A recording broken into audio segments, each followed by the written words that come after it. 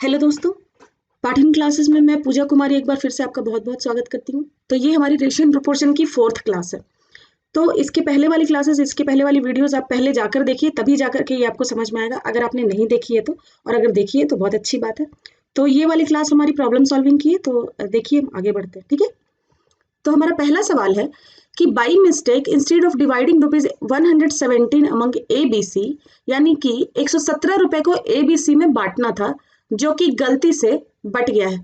तो ABC में कैसे बांटना था? 1/2, 1/3 और 1/4 में बांटना था। यानी सही रेशियो हमारा ये है, ठीक है, जिसमें हमें बांटना था। ये हमारा सही रेशियो है, बट बाई मिस्टेक ये कितने रेशियो में बट गया? 2:3:4 में बट गया। ठीक है, by mistake it was divided in the ratio 2:3:4। तो हमें निकालना है कि who gains the most and by how much, किसको सबसे ज्यादा फायदा हुआ और कितने का फायदा हुआ। तो देखिए सही वाला रेशियो हमारा क्या है? A:B:C equals 1:2:1:3, 1/3, 1/4। ठीक है, तो देखिए हम जब भी इस तरह से 1/, में रेशियोज दिया हुआ रहे तो हम क्या करते हैं, हम इन डिनोमिनेटर्स का, इन नीचे वाले नंबर्स का एलसीएम ले लेते हैं। तो 2, 3 और 4 का एलसीएम कितना हो जाएगा? 12। ठीक है, तो अब देखिए हमें इन सबको 12 बनाना है, नीचे वाले सभी नंबर्स को 12 बनाना है। तो 2 को 12 बनाने के लिए हमें 6 से मल्टीप्लाई करना पड़ेगा। अब चूंकि 6 हमने नीचे मल्टीप्लाई किया है तो ऊपर भी करेंगे। उसी तरह 3 को 12 बनाने के लिए हम क्या करेंगे? 4 से मल्टीप्लाई करेंगे। नीचे में 4 से मल्टीप्लाई किया तो ऊपर में भी करना पड़ेगा। 4 को 12 बनाने के लिए क्या करेंगे? 3 से मल्टीप्लाई करेंगे। नीचे में 3 से मल्टीप्लाई किया तो ऊपर भी करना पड़ेगा। तो हमें क्या मिला? 6/12 रेशियो 4/12 रेशियो 3/12। ठीक है, तो 12 कॉमन है तो हम काट देते हैं, तो हमें मिल गया 6:4:3। तो ये हमारा वो सही वाला रेशियो है जिसमें बटना चाहिए था, लेकिन बटा किस में है? 2:3:4 में। तो देखिए यहां से हमको क्या दिख रहा है कि एक नॉर्मल कॉमन सेंस से आप देखिए कि यहाँ पे A को एक्चुअल में सबसे ज्यादा मिलना चाहिए था, लेकिन यहाँ पे सबसे कम मिला है। और C को एक्चुअल में सबसे कम मिलना चाहिए था, लेकिन C को यहाँ पे सबसे ज्यादा मिल गया है। यानी ये तो पक्का तय है कि सबसे ज्यादा फायदा C का हुआ है। ठीक है, क्यों? क्योंकि C को यहाँ पे इस रेशियो के हिसाब से सबसे कम मिलना चाहिए था, लेकिन इस रेशियो के हिसाब से देखिए तो C का रेशियो सबसे, C जो है सबसे बड़ा है, तो C को सबसे ज्यादा मिल गया। तो सबसे ज्यादा फायदा किसका हुआ? C का। तो देखिए पहले वाला रेशियो में 6 + 4 10 + 3 13, यानी कि 13 यूनिट्स, और अगर सही से बटते तो 13 यूनिट्स में बटते। ठीक है, और गलत बटे हैं तो कितने यूनिट्स में बटे हैं? 4, 3 7 और 2 9 यूनिट्स में बटे हैं। तो इन 13 यूनिट की वैल्यू 117 थी, तो एक यूनिट की वैल्यू हमारी क्या हो गई? 117/13 यानी कि 9। ठीक है, एक यूनिट की वैल्यू हमारी 9 हो गई। तो C को कितना मिलना चाहिए था? 3 यूनिट, यानी कि 9 × 3 27 C को मिलना चाहिए था। लेकिन अब जब गलत रेशियो में बटा है तो केवल 9 यूनिट में बटा है, तो तब क्या है? 9 यूनिट की वैल्यू 117 है गलत वाले सिचुएशन में। तो एक यूनिट की वैल्यू कितनी हो गई? 13। तो C को कितना मिल गया है? C को यहाँ पे 4 यूनिट मिला हुआ है, तो 13 चौक 52। तो C को 52 मिल गया है, मिलना 27 चाहिए था। तो कितना फायदा हुआ C को? 52 - 27। ठीक है, क्योंकि 27 मिलना चाहिए था, 52 मिल गया है। कितना फायदा हुआ? 52 - 27 जो कि है 25। तो C गेन्स द मोस्ट, और कितना उसको गेन हुआ? 25 का। ठीक है, समझ में आ रहा है सबको? तो देखिए ये तो मैंने आपको स्टेप बाय स्टेप इतना समझाया है, लेकिन एग्जाम में आपको ये वाला स्टेप स्किप करना है। ठीक है, तो आप क्या करेंगे? डायरेक्टली इसको, और ये 12 12 12 नहीं लिखेंगे आप, इसको डायरेक्टली आपको मेंटल कैलकुलेशन करना है कि हाँ इनका एलसीएम 12 होगा, तो इसको 12 बनाने के लिए ऊपर 6 डालेंगे, इसको 12 बनाने के लिए ऊपर 4 डालेंगे, इसको 12 बनाने के लिए ऊपर 3 डालेंगे। ठीक है, तो ये डायरेक्टली आपका A:B:C, आप डायरेक्टली पेपर पे सिर्फ 6:4:3 लिखेंगे। ठीक है, तो अब आपको पता है कि 13 यूनिट 117 है। जब आप एग्जाम में करेंगे तो आप ये स्टेप्स लिखेंगे पेपर पे, 6:4:3। अब 6 4 10 3 13, 13 यूनिट आपका 117, यानी कि 3 यूनिट कितना हो गया? 3/13 × 117। ठीक है, तो ये आपको कितना मिल गया? ये आपको मिल गया 27। और उसी तरह यहाँ पे आपको 9 यूनिट बराबर 117, तो आपको यहाँ पे 4 यूनिट उसे मिला। ये आप एग्जाम में जब सॉल्व करेंगे तो इस तरह से सॉल्व करेंगे। ठीक है, तो 4/9 × 117, तो 52।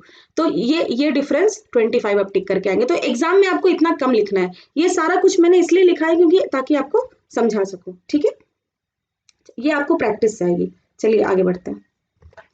अ canister holds 36 litres of milk, यानी कि कोई एक बर्तन है जिसमें 36 लीटर दूध है और दूध एंड वाटर, तो उसमें 36 लीटर दूध और पानी है। किस रेशियो में? 3:1 में, 3:1 रेशियो में, यानी 36 लीटर है, 3:1 दूध और पानी है, मिल्क एंड वाटर, ठीक है। तो हमें पता है कि 3 + 1 4 यूनिट बराबर 36, तो 4 यूनिट बराबर 36, तो 1 यूनिट हमारा क्या हो गया? 9, तो 3 यूनिट क्या हो गया हमारा? 27 और 9, यानी 27 लीटर मिल्क का है और 9 लीटर वाटर का है। अब कह रहा है 15 litres of milk is added to the container, इसमें 15 लीटर और जुड़ गया। The new ratio of the mixture, तो 15 लीटर जब मिल्क जुड़ गया तो पहले 27 था, 15 जुड़ गया तो ये 42 हो गया।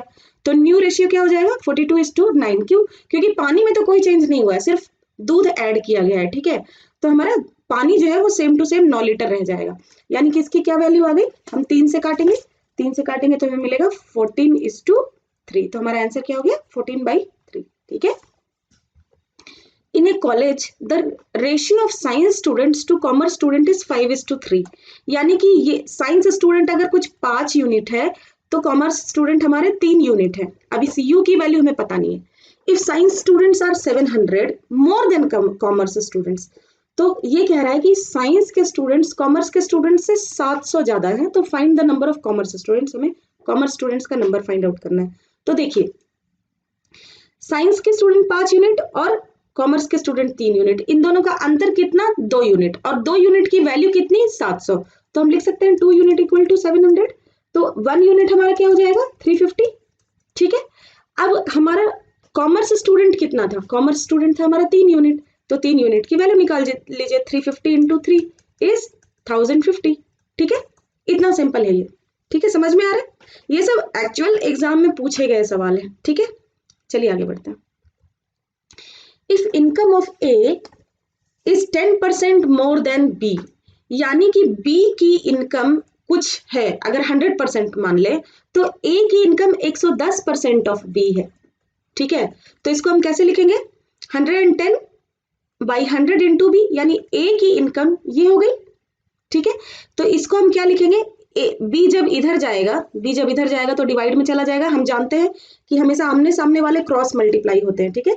आमने सामने की चीजें A/B, X/C ऐसा, तो ये क्रॉस मल्टीप्लाई होते हैं, ठीक है। तो A हमारा यहाँ डिवाइड में चला जाएगा और ये एक 0 से हम 0 काट देते हैं, तो A/B इज 11/10, यानी 11:10 A और B का रेशियो है, ठीक है। अब ये कह रहा है the income of B is 20% less than C, यानी कि C की इनकम कुछ मान लीजिए 100% है, C है, तो B की क्या होगी? 20% C से कम, यानी कि C का 80%। अगर B की इनकम C से 20% कम है, यानी C का 80% है, ठीक है। तो उसको हम क्या लिखेंगे? 80/100, ठीक है। तो इसको हम क्या लिखेंगे? B/C, C यहाँ डिवाइड में चला जाएगा, B/C हमारा क्या हो गया? ये 0 से 0 काट दीजिए, ये 4/5 बचेगा, ठीक है। तो 4:5, ठीक है।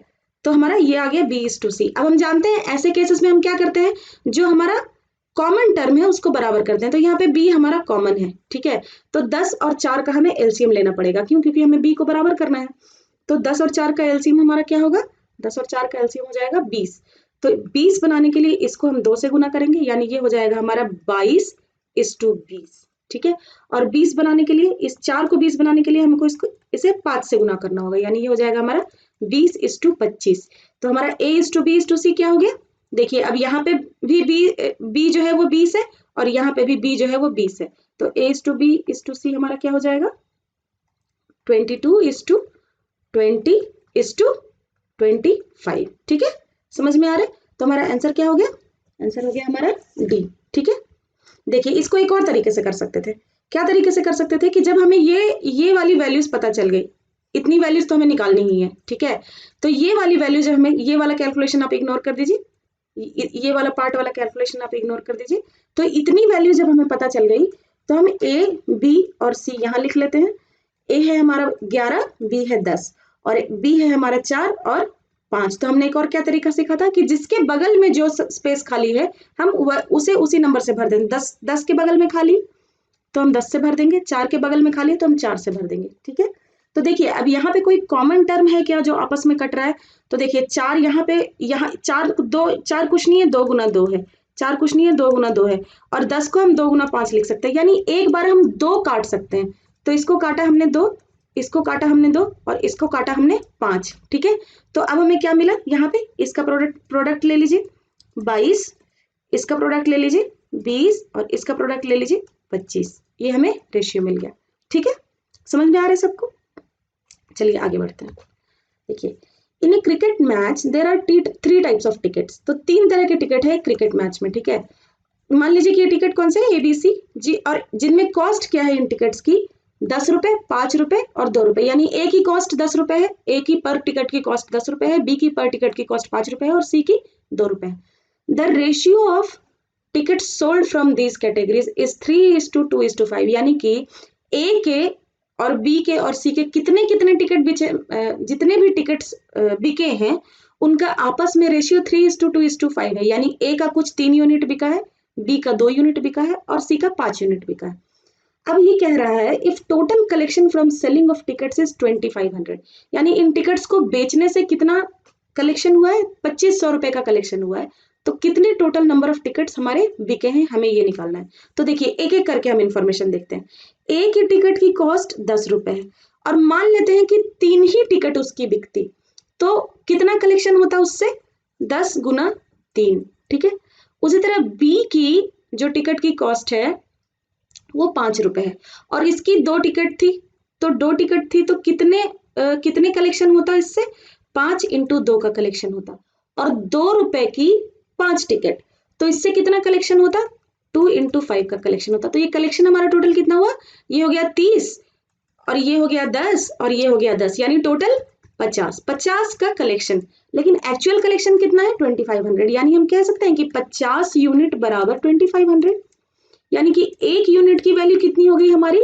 इससे इसको काटेंगे तो 50 बार में कटेगा, तो एक यूनिट की वैल्यू हो गई 50। ठीक है, यानी कि total number of ticket sold हमारा कितना हुआ? यहाँ पे देखिए 3 यूनिट, 2 यूनिट और 5 यूनिट, 2 यूनिट और 3 यूनिट, यानी कि टोटल कितना यूनिट? 10 यूनिट। 5 + 2 7 + 3 10, तो टोटल हमारा 10 यूनिट टिकट बचा है, एक बिका है, एक यूनिट की वैल्यू 50, तो टोटल कितना? टोटल टिकट सोल्ड कितना? 10 यूनिट्स, यानी कि 10 × 50 500। समझ में आ रहा है सबको? तो हमारा आंसर क्या हो जाएगा? सी। चलिए आगे बढ़ते हैं। A man divided his property such that his son's share to his wife's share। ठीक है, यानी कि एक आदमी ने अपनी प्रॉपर्टी को इस तरह से डिवाइड किया है कि उसके सन का शेयर और उसकी वाइफ का शेयर, ठीक है, कितना है? And wife share to his daughter share, और वाइफ शेयर और डॉटर शेयर कितना है? बोथ आर इन रेशियो 3:2, तो 3:2 3:2। ठीक है, तो इफ डॉटर गेट्स 5000 लेस, ये क्वेश्चन मैंने पूरा नहीं किया है, देन सन है यहाँ पे। ठीक है, बेटे से डॉटर को 5000 कम मिला है, बेटे से डॉटर को 5000 कम मिला है, तो what is the value of property? तो देखिए यहाँ पे हमें वाइफ वाला है वो कॉमन दिख रहा है। ठीक है, हमें पूरी प्रॉपर्टी की वैल्यू निकालनी है, तो वाइफ वाला हमें कॉमन दिख रहा है, तो वाइफ वाला हम बराबर करते हैं। ठीक है, तो वाइफ वाला बराबर करने के लिए क्या करेंगे? यहाँ पे वाइफ 2 है और यहाँ पे वाइफ 3 है, तो हम 2 और 3 का एलसीएम ले लेंगे तो 6 हो जाएगा। यानी कि इसको हमें 6 बनाने के लिए 3 से गुना करना पड़ेगा, इसको हमें 6 बनाने के लिए 2 से गुना करना पड़ेगा। तो हमें क्या मिल गया यहाँ पे? 9:6, और यहाँ पे हमें मिल गया 6:4। यानी कि इनका आपस में कितना डिवीजन हुआ है? किस तरह से डिवीजन हुआ है?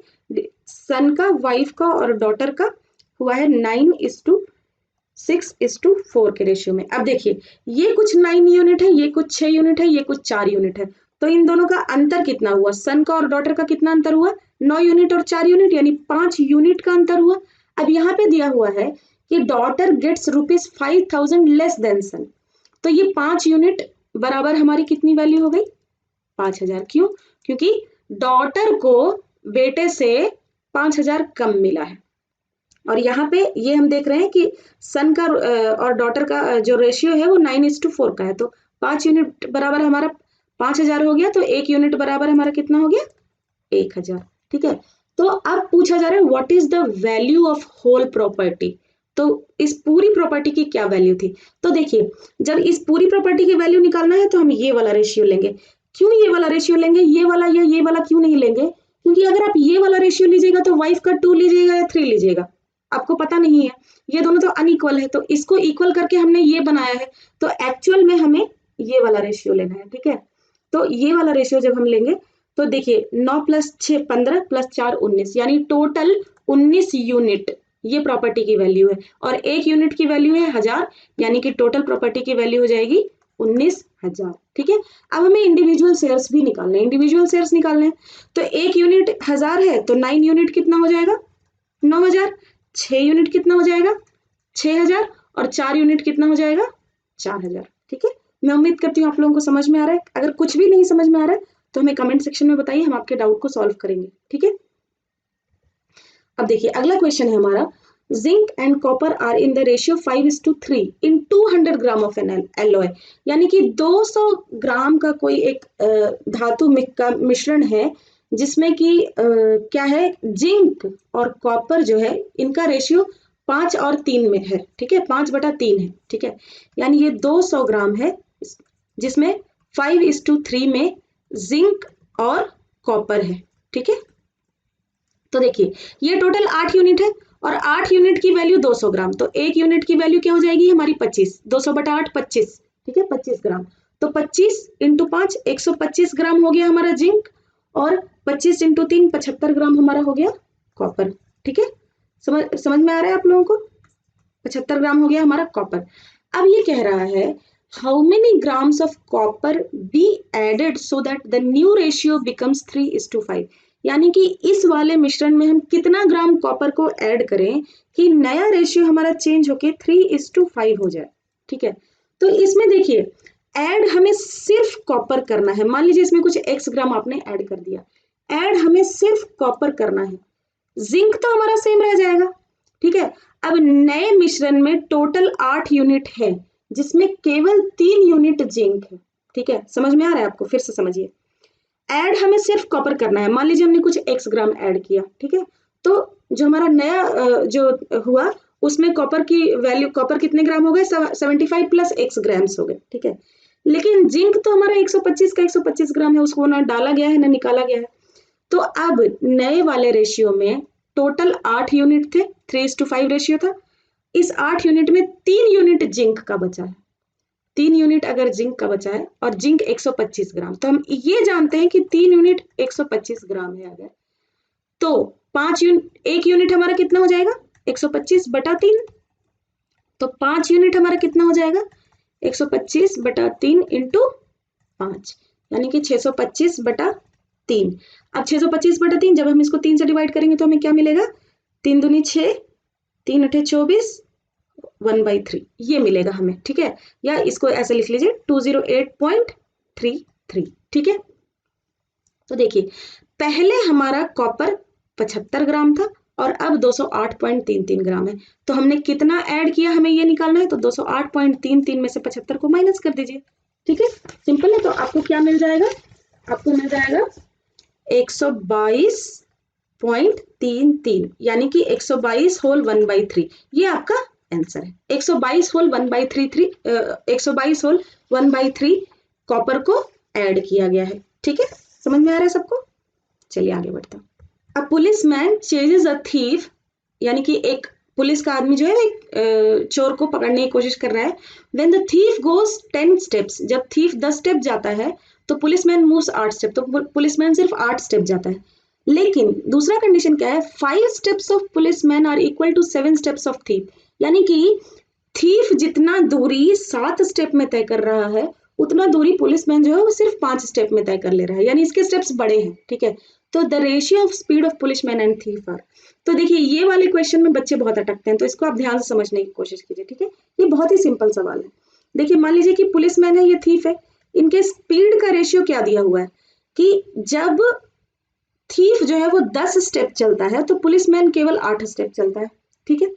लेकिन अगला चीज ये है कि 5 स्टेप पुलिसमैन का, यानी 5 स्टेप पुलिसमैन का किसके बराबर है, 7 स्टेप थीफ के, ठीक है।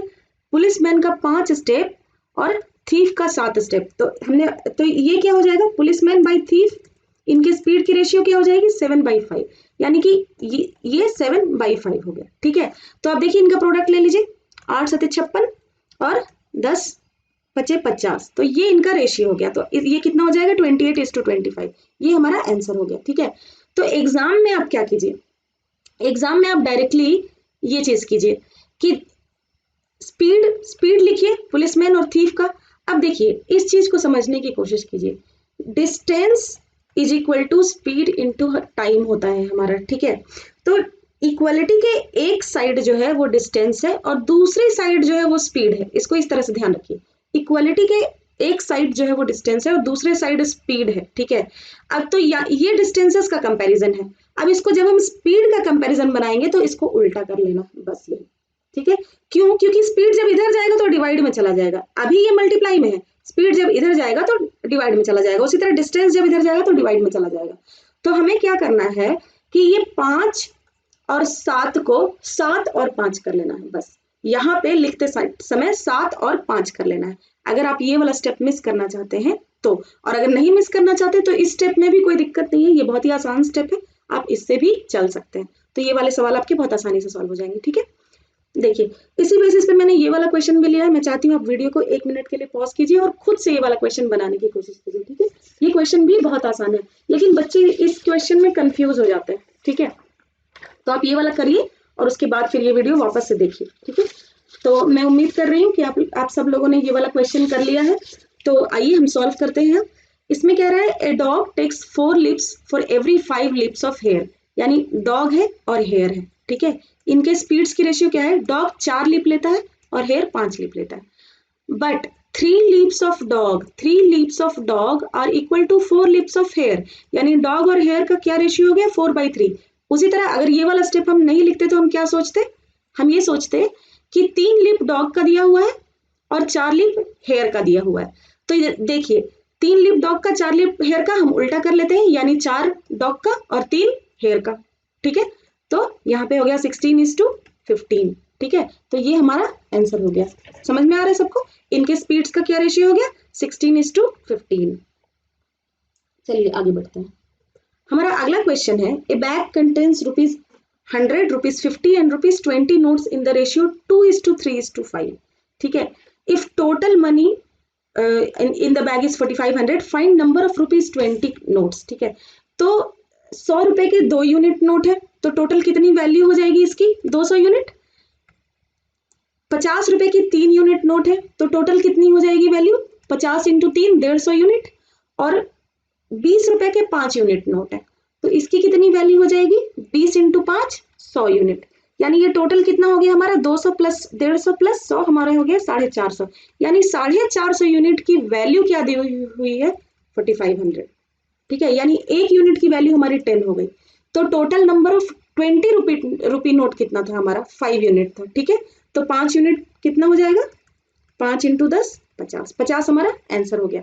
अगर आपसे पूछा जाता कि find the total number of notes, तो total number of notes 5 unit plus 3 unit plus 2 unit, यानी कि टोटल 10 यूनिट। तो 10 यूनिट और एक यूनिट की वैल्यू 50, तो कितने हो जाते हैं टोटल नंबर ऑफ नोट्स 500। ठीक है, सॉरी टोटल 10 यूनिट और एक यूनिट की वैल्यू 10 है ना, सॉरी ये मैंने थोड़ा मिस्टेक कर दिया, एक यूनिट की वैल्यू 10, तो टोटल नंबर ऑफ नोट्स हमारे कितने हो जाते हैं 100 नोट। ठीक है, जिसमें कि 20 रुपए के 50 नोट है, 50 रुपए के 3 यूनिट नोट है, तो 3 यूनिट हमारा कितना हो जाएगा 3 × 10 30, यानी कि 50 रुपए के कितने नोट्स हो गए 30, और 100 रुपए के कितने नोट्स हो गए 2 यूनिट, 100 रुपए के 2 यूनिट यानी 20 नोट्स। ठीक है, तो 100 रुपए के 20 नोट्स, 50 रुपए के 30 नोट्स और 20 रुपए के 50 नोट्स। ठीक है, समझ में आ रहा है, चलिए आगे बढ़ते हैं। The students in 3 class are in the ratio 2:3:5। ठीक है, 3 क्लास है, मान लीजिए ABC 3 क्लास है जिसकी में 2:3:5 स्टूडेंट्स है। ठीक है, if 20 students are increased in each class, हर क्लास में 20-20 स्टूडेंट इंक्रीज हो गए हैं, द रेशियो चेंजेस टू 4:5:7। तो देखिए हर जगह 20 बढ़े हैं, यहाँ पे भी 20 बढ़ा, यहाँ पे भी 20 बढ़ा, और यहाँ पे भी 20 बढ़ा, ठीक है। और अगर आप ध्यान से देखिए तो यहाँ पे 2 यूनिट बढ़ा है, यहाँ पे भी 2 यूनिट बढ़ा है, यहाँ पे भी 2 यूनिट बढ़ा है, यानी सब जगह रेशियो में भी यूनिफॉर्म इंक्रीज हुआ है। तो जहां पर इस वाले रेशियो में पुराने रेशियो से नए रेशियो में यूनिफॉर्म इंक्रीज होता है, तो हम उस क्वेश्चन को कैसे सॉल्व करते हैं, ये आप डायरेक्टली लिख सकते हैं कि 2 यूनिट की वैल्यू जो है वो 20 है। क्यों? क्योंकि सभी में क्लास में 20-20 बच्चे ऐड हुए हैं और इसके कारण हर जगह रेशियो में 2-2 की बढ़त हो गई है। तो 1 यूनिट की वैल्यू हमारी क्या है? 1 यूनिट की वैल्यू हमारी 10, ठीक है। तो number of students in beginning में कितने बच्चे थे ये हमें निकालना है। तो बिगनिंग में हमारे कितने बच्चे थे? 5 unit plus 3 unit 8 unit plus 2 unit यानी 10 यूनिट, ठीक है। तो 10 यूनिट थे हमारे, तो 10 यूनिट मतलब 10 into 10 100 बच्चे। बिगनिंग में हमारे 100 स्टूडेंट्स थे, ठीक है। और आपसे पूछा था कि बाद में कितने बच्चे हो गए, तो एक तो आप या तो ये कर लीजिए कि 100 बच्चे बिगनिंग में थे और सभी तीनों क्लास में 20-20 ऐड हो गए तो 60 ऐड हो गए तो 160, या फिर आप यहाँ रेशियो से निकाल लीजिए 7 unit plus 5 unit 12 unit plus 4 unit 16 unit. तो 1 यूनिट की वैल्यू 10, तो 16 यूनिट की वैल्यू 16 into 10 160, ठीक है। समझ में आ रहा है सबको? अब इसी का एक दूसरा वेरिएंट देखते हैं इसी क्वेश्चन का। देखिए, number of students in 3 classes are in the ratio 2:3:4। तो 2:3:4 रेशियो है। 15-15 बच्चे ऐड हुए हैं, तो नया रेशियो हमें क्या मिल गया?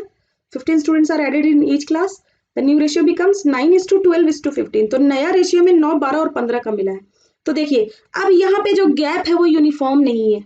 2 से 9 हुआ तो 7 बढ़ा है, 3 से 12 हुआ तो 9 बढ़ा है, और 4 से 15 हुआ तो 11 बढ़ा है, ठीक है। तो ये यूनिफॉर्म डिफरेंस नहीं है, तो हम पहले वाला लॉजिक नहीं लगा सकते, तो हम और कुछ देखने की कोशिश करते हैं। तो ऐसे में आप क्या कीजिए, ये देखिए कि क्या ऊपर का डिफरेंस सेम है।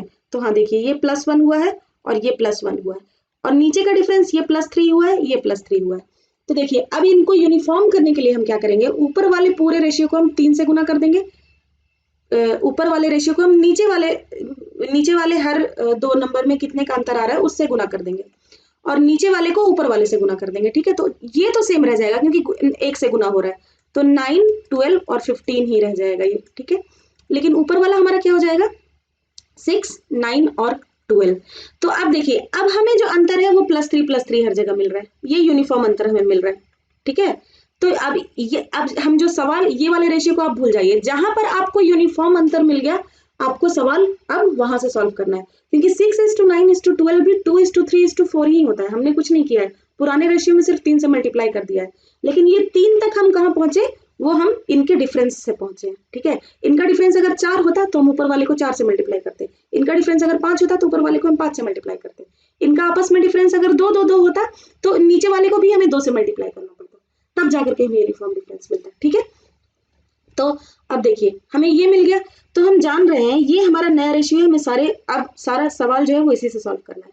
तो हम जान रहे हैं कि ये 3 यूनिट कैसे बढ़ा है, 15 स्टूडेंट्स है, तो 15 स्टूडेंट इक्वल्स 3 यूनिट, तो 1 यूनिट बराबर 5 स्टूडेंट्स, ठीक है।